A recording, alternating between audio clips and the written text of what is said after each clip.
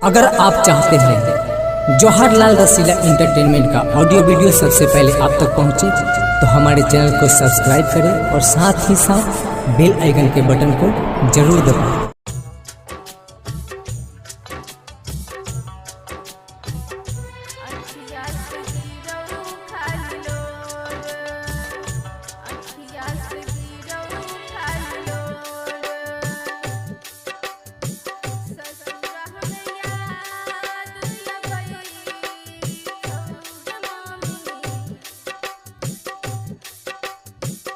ससुर हम याद अबै छौगे मम्मी अखिया से गिरौ खाली लोर।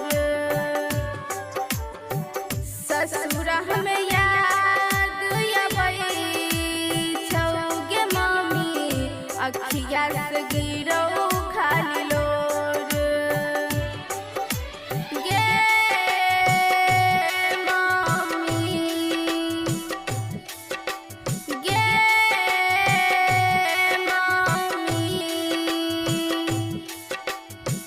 ससुर हम याद अबै छौगे मम्मी अखिया से गिरौ खाली लोर।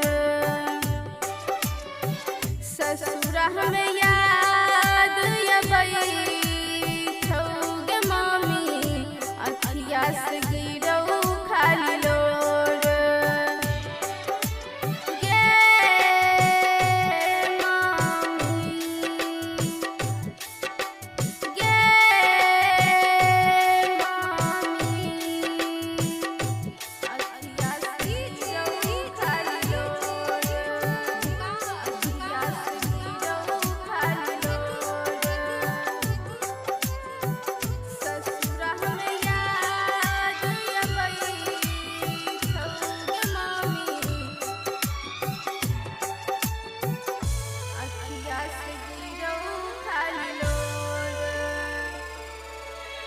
भूलबौ नहीं हम तोरा भले तू जे बही भुलाई गे, तू जे बही भुलाई गे, तू जे बही भुलाई गे।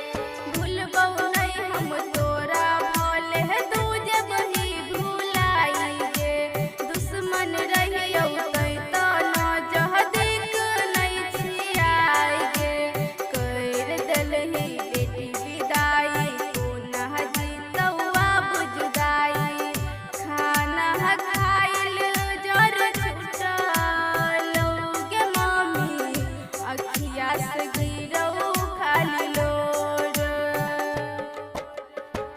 ससुर हम याद